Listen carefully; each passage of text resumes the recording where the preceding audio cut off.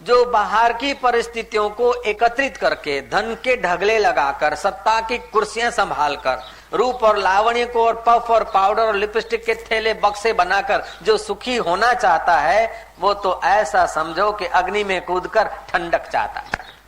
इतना बुद्धिमान है वो। जय श्री कृष्ण। आज तक ऐसा आदमी कोई सुखी मिला नहीं। हर्षित मिलेगा, थोड़ी देर के लिए हर्ष मिलेगा, लेकिन उतना ही वो खिन्न स्वभाव का होगा, उतना ही वो विकृत स्वभाव का होगा, अशांत स्वभाव का होगा। जितना जितना बाहर के साधनों से सुख लेने का अंदर में आग्रह रहेगा, उतना उतना उसके अंदर में भय, क्रोध, इच्छा, वासना, उद्वेग, ये सारा कचरा होगा। जैसे मांस के टुकड़े को देखकर चीलें लड़ती है, ऐसे ही भोगों को देखकर एक दूसरे में लड़ती। तो मनमाया होने के लिए इन भोगों का, इन वस्तुओं का सदुपयोग होना चाहिए। तो सदुपयोग क्या करे कि शरीर पहले नहीं था, बाद में नहीं रहेगा। शरीर 5 भूतों की प्रकृति का है, ये वस्तु भी प्रकृति की है, संसार भी, ये संसार की वस्तु संसार की है, और शरीर भी संसार की चीजों से, अन्न जल मिट्टी से बना है। तो शरीर को संसार की सेवा में लगा दो। भोगों को सुख के लिए नहीं, लेकिन भोगों का सदुपयोग करके, सेवा करके आप अपनी निष्कामता बढ़ा दो। जैसे कलकत्ता में विद्यासागर, लेकिन विद्या में इतने कुशल थे, इतने बुद्धिमान थे, उनका नाम विद्यासागर पड़ा। 1820 में उनका जन्म हुआ था। वो जब बालक थे तो अपने पिता के साथ टांगे में बैठकर कलकत्ता जा रहे थे। उनका गांव, सागर गांव, कलकत्ता से 19-20 माइल दूर था। माइल स्टोन देखकर उस बच्चे ने पिता से पूछा कि पिताजी, ये पत्थर पर क्या लिखा है? बोले, ये बेटा, ये अंग्रेजी में 19 लिखे। बोले, अंग्रेजी में 19 ऐसे होते हैं? हाँ। बस 19 के बाद 18 देखता गया, 17 देखता गया, अंग्रेजी के अंकों को उसने टांगे में जाते जाते पक्का कर लिया। ऐसा वो बुद्धिमान लड़का था। वो जब थोड़ा बड़ा हुआ तो उसको ये कोई सत्संग का प्रभाव, अगले जन्म का प्रभाव, उसको पता चला कि ये संसार की चीजें छोड़कर मर जाना है, अथवा तो इनका सदुपयोग करके अंदर आना है, या तो इनका सेवा के द्वारा सदुपयोग करके अपने परमात्मा में आना है, या तो इनकी मजूरी कर करके पच के मर जाना है और फिर घोड़ा, गधा, कुत्ता, सुअर, बिल्ला होकर जन्म मरण के चक्कर में पड़ना है। हम मध्य में है, सचेतन अवस्था में, इनका उपभोग अधिक करके अचेतन अवस्था में जाए, अथवा इनका सदुपयोग करके परम चेतन अवस्था में जाए, ये हमारे हाथ की बात है।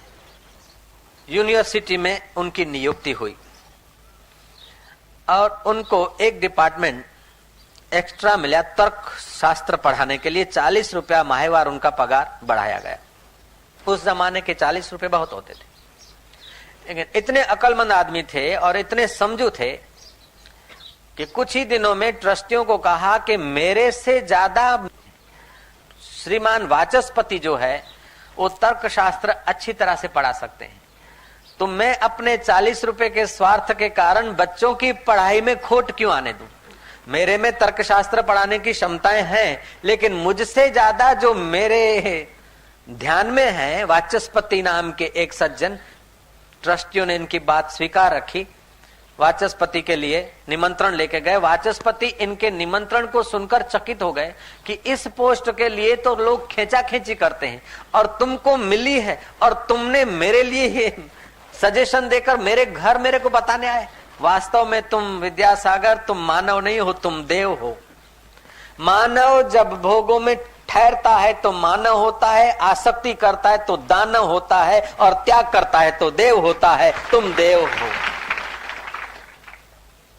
देव कौन होता है पता है? जो यज्ञ करता है। इंद्र कौन बनता है? जो यज्ञ करता है। यज्ञ में क्या होता है? त्यागना पड़ता है। स्वाहा स्वाहा स्वाहा, खूब स्वाहा स्वाहा करके त्यागा है, तब देव हुआ है। तो तुमने ये पदवी त्याग दी। बोले, इसमें क्या बात है? जिससे बहुजन हिताय प्रवृत्ति, दूसरों का मंगल होता है, इसी में तो मेरा मंगल है, क्योंकि हम व्यापक समाज से जुड़े हैं। आप समाज से अलग नहीं रह सकते। समाज के हित में आपका हित, पड़ोस के हित में आपका हित है, कुटुंब के हित में आपका हित है, देश के हित में आपका हित है, विश्व के हित में आपका हित है, और विश्व के विनाश में अपना भी तो अहित होता है। आप विश्व से जुड़े हुए हैं। अगर इधर आप शुभ वातावरण में बैठे हैं, चिंतन ध्यान भजन करते हैं, तो आपके शुभ भाव, शुभ श्वासोश्वास इर्द गिर्द जाकर अच्छा फैलावा करता है। ऐसे हम अशुभ चिंतन करें तो वो भी वायुमंडल में फैलता और कोई न कोई वो श्वास लेगा। तो एक आदमी अकेला नहीं है, वो पूरे विश्व से जुड़ा है। जैसे आप सूर्य के किरण से जुड़े हैं, सूरज वहां ठंडा हो जाए तो हम लोग कहने को नहीं रहेंगे सूरज ठंडा हो गया। आप पूरी पृथ्वी से जुड़े हैं, भले यहाँ 2 बाय 2 फीट पर बैठे हैं, लेकिन ये पृथ्वी वरियाव गांव अथवा जहांगीरपुर से जुड़ी है, जहांगीरपुर सूरत से जुड़ी है, सूरत गुजरात से जुड़ी है, गुजरात भारत से जुड़ी है, और भारत की पृथ्वी क्या विश्व की पृथ्वी से अलग हो सकती है क्या? और विश्व की पृथ्वी विश्वेश्वर से अलग नहीं है। तो सचमुच आपका फिजिकल शरीर भी विश्वेश्वर के साथ जुड़ा है, लेकिन इस बात का पता नहीं। ये जड़ प्रक्रिया से देखो तो जड़ शरीर भी विश्वेश्वर के साथ जुड़ा है। और फिर आपकी आंख मन से जुड़ी है, मन बुद्धि से जुड़ा है, बुद्धि चित्ती से जुड़ी है, और चित्ती चैतन्य से जुड़ी है। आप यूं से देखो चेतना से तो भी आप परमात्मा से जुड़े हो। फिर भी इतने जुड़े हुए दोनों तरफ से, फिर भी आप ईश्वर से अथवा सुख से अपने को दूर कैसे पा रहे हैं? राग भय और क्रोध। राग भय और क्रोध क्यों हो रहा है? कि मिटने वालों में अमिट जैसा मोह और अमिट का ज्ञान नहीं। एक ही बीमारी और एक ही दवा। बीमारी एक है कि आस्था, आसक्ति परिवर्तन परिस्थितियों में, और दवा वह है कि परिवर्तन को परिवर्तन समझो और शाश्वत में प्रीति कर दो, मन माया हो जाओ। अर्जुन को यही तो दवाई दी गई थी। युद्ध होने वाला है, होने वाला है, तू हाँ ना करके ये करूं ये न करूं ये आग्रह क्यों करता है? तेरा क्षत्रिय स्वभाव है, उनके कर्म पक गए हैं और तेरे द्वारा ये होना है।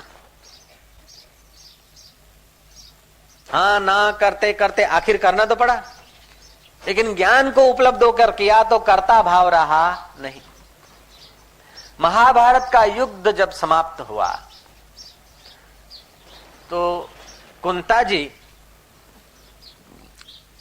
गांधारी के साथ और अपने देवर के साथ अरण्य में जाने को तैयार हो गई। धृतराष्ट्र ने कहा कि अब पुत्र तो मर गए, सब विनाश हो गया, अब अपना जीवन जरा संवार लें। पति पत्नी अरण्य में एकांतवास में पवित्र जीवन बिताकर अपना जन्म सफल करने का विचार की। कुंता जी ने कहा कि आप वृद्धा हो गई हो और धृतराष्ट्र जी देवर जी देख नहीं पाते हैं, तो आपकी सेवा कौन करेगा? मुझे आज्ञा तो मैं चलूं। गांधारी को, धृतराष्ट्र को आश्चर्य हुआ कि जिनके साथ हमने इतना जुल्म का व्यवहार किया वह कुंता हमारी चाकरी के लिए चल पड़ी।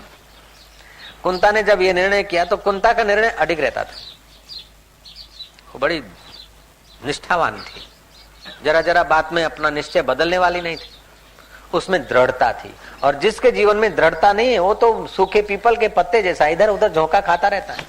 जीवन में कोई दृढ़ता होना चाहिए कि इतना तो करना ही है, ऐसा रहना है। बीड़ी નથી પીવી એટલે નથી પીવી, मैं तो छोड़ी દીધી, પણ પેલા આગ્રહ કર્યો એટલે ફૂંકી લીધી, હવે બીડી તને ફૂંકી નાખશે। मैं तो प्याली छोड़ी દીધી, પણ પેલા બહુ આગ્રહ કર્યો ને વેવાઈ એટલે જરાક પછી એનું માન રાખવા માટે જરા પ્યાલી લઈ લીધી। હવે પ્યાલી તને લઈ જશે એ યાદ રાખજે પાછું। જેટલો તું ઢીલો પોચો થઈશ ને એટલા આ બધા વિકારો ને વ્યસનો તને પકડી પાડશે।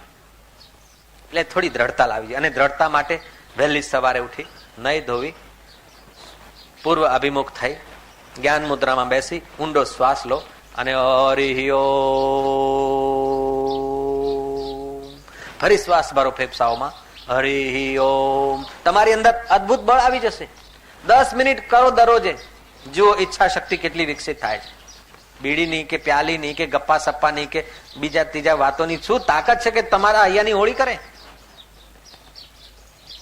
તમે પોતાના સંકલ્પનું સામર્થ્ય ભૂલી બેઠા છો, તમે તમારા દ્રઢતાના ખજાનાને ખોઈ બેઠા છો, ભૂલી બેઠા છો। ચા છોડું છોડું કરું પણ છૂટતી નહીં।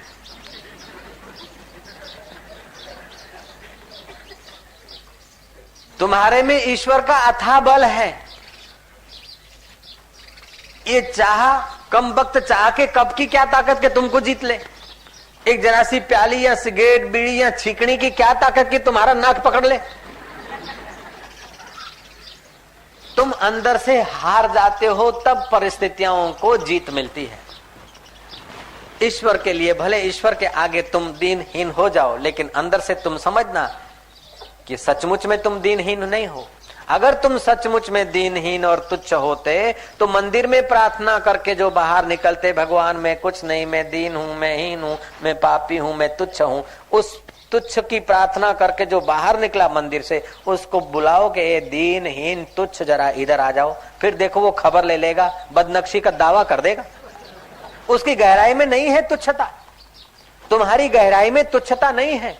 लेकिन तुम जब परिस्थितियों के तुच्छ क्षणिक सुखों को आस्था देकर अपनी शक्तियां बटोर देते हो, तब ये विषय विकार तुम पर धमा बोल देते हैं और तुम अपने को कुचले हुए दीनहीन मानते हो।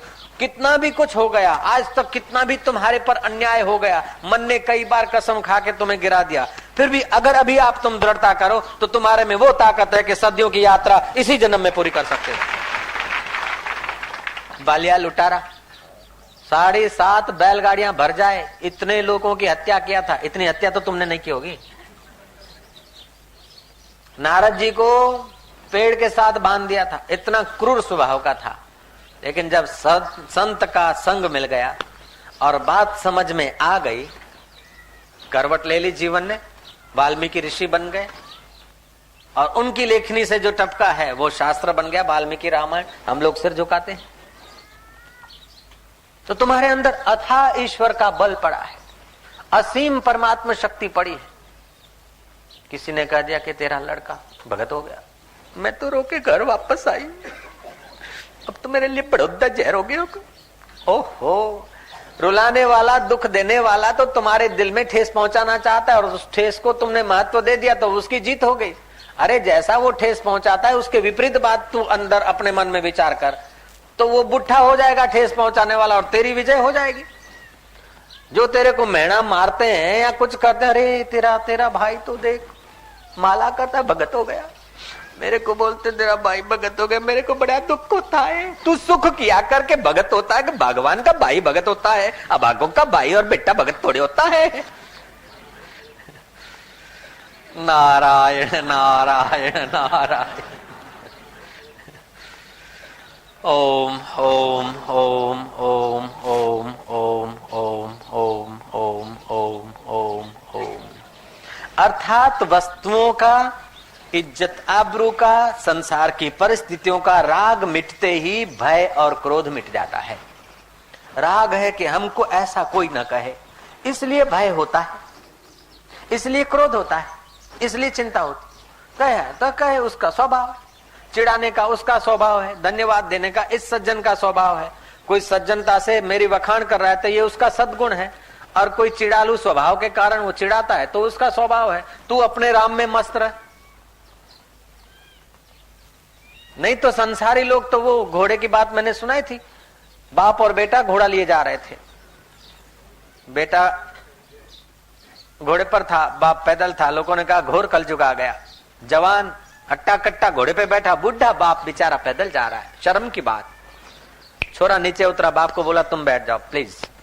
बाप बैठ गया। लोगों कीधું જો આ ડોહો થયો પણ હજી ઘોડા ઉપર બેસવાનો શોખ ગયો નહીં। બાપડો છોકરો પગપાળો જાય અને ડોહાને હજી ઘોડા ઉપર બેસવાનો શોખ છે। કેટલી આસક્તિ! આ હા હા હા, તોબા તોબા તોબા, ખુદા ખેર કરે। બાકી તો ભાઈ હવે એક છોકરો કે હું ના બેહું એકલો, બાપ કે હું ના બેહું, કે હેડો પછી હવે આપણે ડબલ સવારી કરો। ડબલ સવારી બેઠા કે છે લાજ શરમ। એક મૂંગું પ્રાણી બે બેઠા લઠ્ઠા જેવા। હવે કે શું થાય કે આપણે ઉતરો બે ના બે। બાપ દીકરો ઉતર્યા, ઘોડો દોરીને જાય છે કે છે અક્કલ? છતે ઘોડે પગપાળા જાય છે ઉપલો માળ જ વેચી દીધો છે આ લોકો।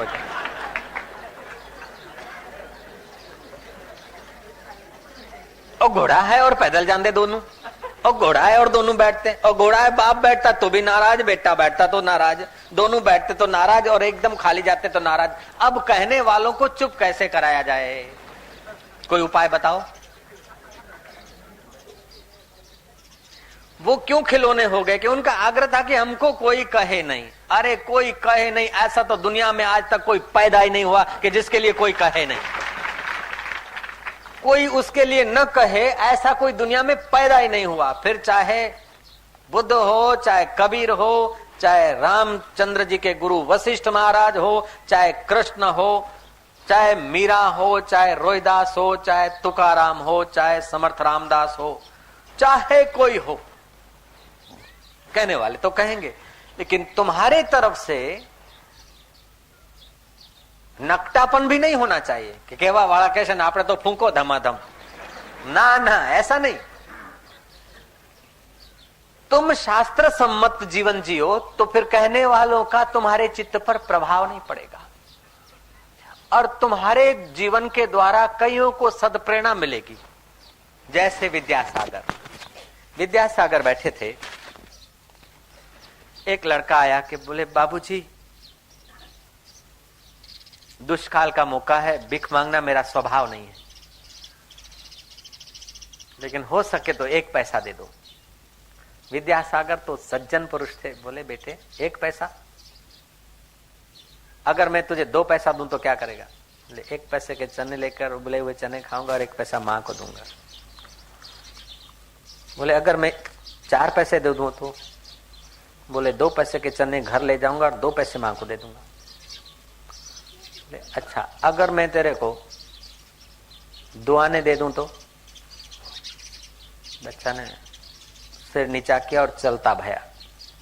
विद्यासागर ने हाथ पकड़ लिया, क्यों जाता है कि आप 1 पैसा तो देते नहीं, 2 आना कौन दे सकता है इस जमाने में, आप मेरी मजाक उड़ाते हैं। बोले नहीं नहीं, समझ ले मैं तुझे 2 आना दूं तो क्या करेगा? बोले 1 पैसे के तो चने में अभी खा लूंगा, बाकी 3 पैसे के ले जाऊंगा और 1 आना मां को दूंगा। समझो मैं तुझे 4 आना दे दूं तो क्या करेगा?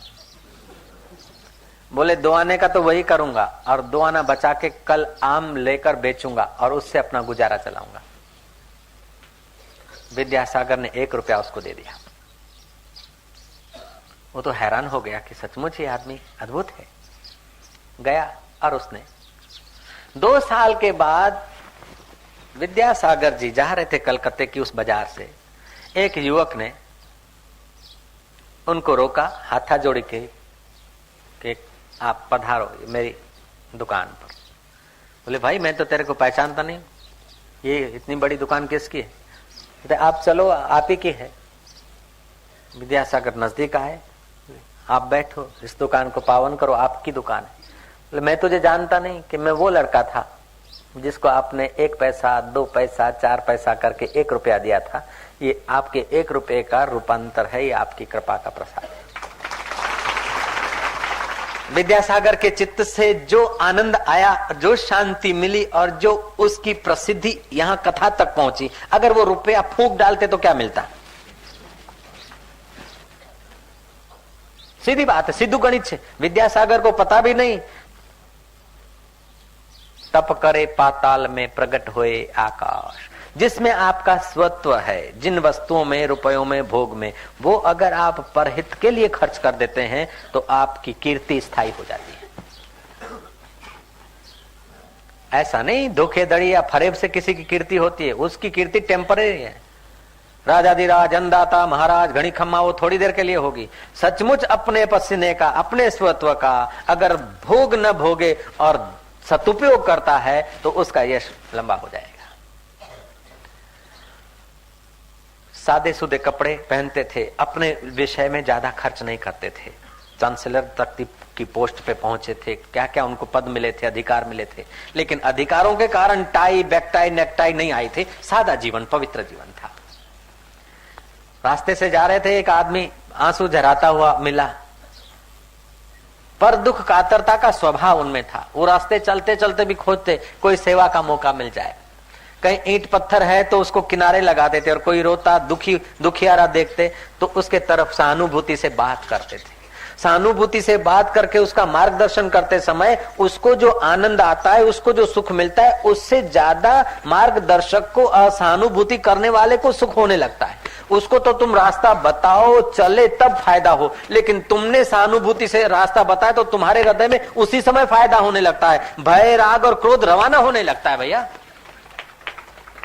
ईश्वर को पाने के लिए कोई मजदूरी नहीं करनी है, टेक्निक समझनी, और कुछ नहीं। मुक्ति के लिए कोई ज्यादा मेहनत नहीं है। नश्वर का सदुपयोग और शाश्वत में प्रीति, ये दो ही छोटे से काम। નશ્વર વસ્તુઓનો સદુપયોગ અને શાશ્વત આત્મામાં પ્રીતિ, એ બે નાનકડા કામ કરો, પતી ગયું। मिनिस्टर होना, प्राइम मिनिस्टर होना, ये बड़े बड़े काम तुम्हारे बश की बात नहीं है, लेकिन ये बड़े काम का नतीजा बिल्कुल छोटा है और ये छोटे काम का नतीजा एकदम बड़ा है। ब्राह्मण को थाम लिया। क्यों ब्राह्मण, मेरा कोई नहीं ऐसा कह रहे हो भैया, क्या बात है, तुम्हारे आंखों से कुछ भीगी आंखें दिखाई दे रही। ब्राह्मण की आंख टपक पड़ी आंसुओं से। बोले भैया बताओ। बोले अरे भाई मजदूर, तू क्या हमारा दुख दूर करेगा। उनको पता ही नहीं कि ये विद्यासागर। बोले फिर भी भैया बता देना, मेरी जिज्ञासा है। आग्रह किया। बोले मैंने लड़की की शादी में देखा देखी में जरा खर्च कर दिया, क्योंकि हमारी नात में ऐसा रिवाज है। और ये नाती गोती भी कभी कभी आदमी को फांसा दे देते। नात में आ करવું પડે, आ करવું પડे। नाती गोती जो एक दूसरे का ख्याल करे बिना जो खर्चा कराते हैं, वो तो नाती गोती है कि दुश्मन है, वो भगवान जाने। लेकिन हमारी नात में ये रिवाज है, ये रिवाज है। ऐसा करते हुए बच्ची की शादी में जरा खर्च ज्यादा हो गया और कर्जा लिया। और कर्जा जिससे लिया वो महाजन, महाजन माना आपने सेठ कहे, उस महाजन ने मेरे पर दावा कर दिया। और मेरी 7 पीढ़ियों पे हम कोर्ट कचहरी में नहीं गए। और मैं ऐसा लड़का पैदा हुआ कि माँ बाप का, दादा दादे का नाम नाक कटवा दिया। कोर्ट कचहरी में जाके खड़ा होऊंगा, कैसा लगेगा। बोले अच्छा तो महाजन का नाम क्या है। बोले तुम क्या करोगे महाजन का नाम जान के, मेरा दुख मेरा भाग्य में फोड़ूंगा। बोले कृपा करके तो बताओ। ऐसा नहीं कह रहे कि मैं कर्जा चूंगा, मैं ठीक करूंगा, मैं विद्यासागर हूं। नहीं नहीं, महाजन का नाम बताओ। महाजन का नाम पूछ लिया, कोर्ट का नंबर, तारीख पूछ ली। वो ब्राह्मण जब कोर्ट में जाने के दिन था तो महाराज उसको घर बैठे पता चल गया कि तुम्हारा केस खारिज हो गया। क्यों? कि महाजन को रुपए मिल गया। किसने दिए कि कोई पता नहीं। आखिर उसने पता चला कि अरे पर दुख कातर दुख भंजन, ये विद्यासागर थे, सड़क पे मिले थे, मुझे पता ही नहीं। उन्होंने भरपाई कर दिया और मेरा दुख दूर हो गया। उसको जो चित्त में आनंद शांति मिली उस वक्त मिली जब उसे पता चला, लेकिन विद्यासागर को तो उसी वक्त मिली जब उसके हित के लिए किया। जय जय। इस प्रकार उसके जीवन की तमाम सारी सुंदर सुंदर घटनाएं हैं जिससे हम लोगों को बोध लेना चाहिए। एक बार वो स्टेशन पे कहीं किसी कार्यवशात से स्टेशन से उतरे थे, इतने में डॉक्टर वहां का, ए मजदूर, ए मजदूर, ए मजदूर। अब सागर जैसे स्टेशन, छोटे से स्टेशन, मजदूर कहाँ हो। ये धीरे धीरे चाल से आ रहे थे, कपड़े सादे सूदे थे। डॉक्टर ने डांटा, अरे क्या तुम मजदूर लोग बड़े आलसी होते हो, चल उठाओ, इधर आओ, बैग उठाओ। विद्यासागर बैग उठाकर सिर पर 11 नंबर की गाड़ी में उसके घर तक पहुंच गए। और वो डॉक्टर अकड़ू खान घर गया, पैसे ले आकर जब देने लगा, इतने में डॉक्टर का बड़ा भाई ने देखा कि विद्यासागर हमारे प्रांगण में खड़े। उसने तो बड़े आदर से वेलकम किया, पैर छुए। तब डॉक्टर को पता चला कि अरे जिनका नाम सुना था विद्यासागर जी, ये पहले तो बोलता था मजदूरी कितनी दूं। विद्यासागर बोलते कि मैं मजदूरी तो यही चाहता हूं कि मेरे भारतवासी अहंकार रहित हो, स्वावलंबी हो, अपना काम आप करे और कर्तृत्व का अभिमान न हो, ऐसी मेरे को मजदूरी दे दो तो अच्छा है। ऐसी मुझे मजदूरी दे दो। 2 पैसे 4 पैसे, रुपया 2 रुपया मजदूरी नहीं चाहिए। डॉक्टर तो फुट फुट के रोने लगा कि मैंने आप जैसे को नहीं पहचाना, अपमान किया। बोले तुम अपने को नहीं पहचानो तो फिर अपने को ही पहचान लो, हम उसी में आ गए, उसी के शरण है हम। नारायण नारायण नारायण नारायण नारायण नारायण।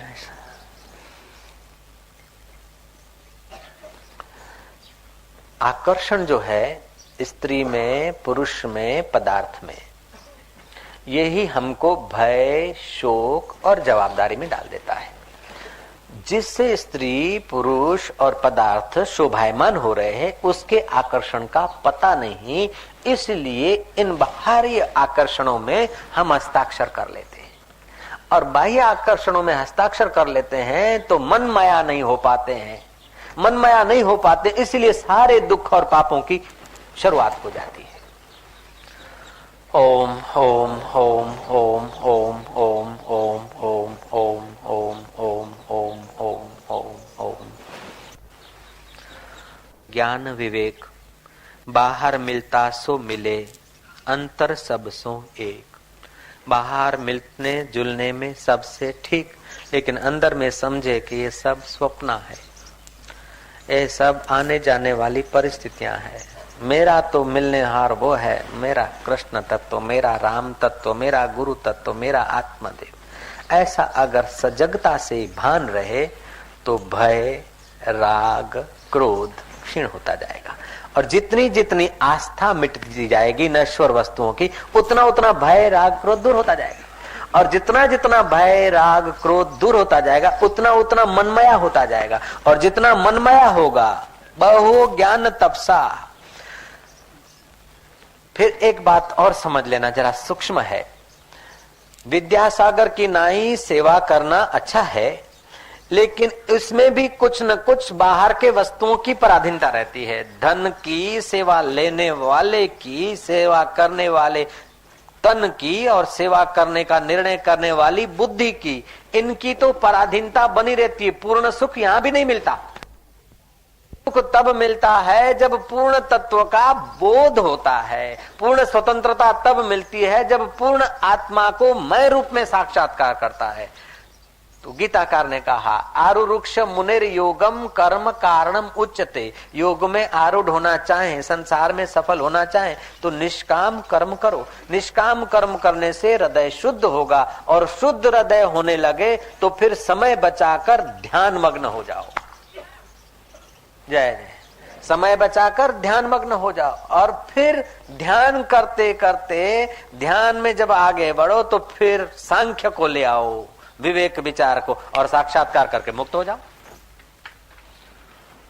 ओम ओम ओम। બધા ઝઘડા મુસીબતોનું કારણ શું?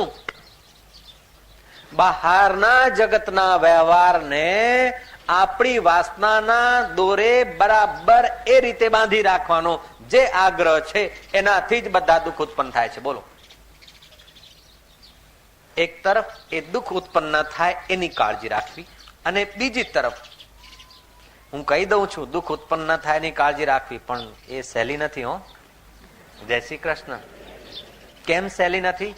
કે તમારું મન સુખ ઈચ્છે છે, અને એ બધું કરીને તમે સુખ પામવા ઈચ્છો છો, એટલે તમે આગ્રહ કરો છો। કોઈને જવા માટે તમે આગ્રહ કરતા નથી, સુખ માટે આગ્રહ કરો છો। પરિસ્થિતિઓને અનુકૂળ બનાવવાનો જે આગ્રહ છે એ ઊંડાણમાં સુખની ઈચ્છાનું રૂપાંતર છે। તો હવે શું કરવું? કે એનો આગ્રહ ન રાખો, છતાંય સુખની તો ઈચ્છા છે, અને સુખ નહીં મળે ત્યાં સુધી એ ઈચ્છા, તો પછી શું થાવ કે મનમાયા થઈ જવું। સુખ લેવું હોય તો અંદરમાં લો, અને ઉપયોગ કરવો હોય તો બહાર આવી જાઓ। તમારા હાથમાં, બંને હાથમાં લાડુ। બહારના વ્યવહારથી કોઈ સુખી થવા ઈચ્છે તો એમ સમજી લો કે તણખલાના ઢગલાને સળગાવી, હોળી બનાવી, એમાં કૂદી અને એ ઠંડક લેવા ઈચ્છે છે, અથવા તો અગ્નિ લાગી હોય ને પેટ્રોલ પંપનો ફુવારો કરીને ઓલાવવા ઈચ્છે છે। ઓમ ઓમ ઓમ ઓમ ઓમ।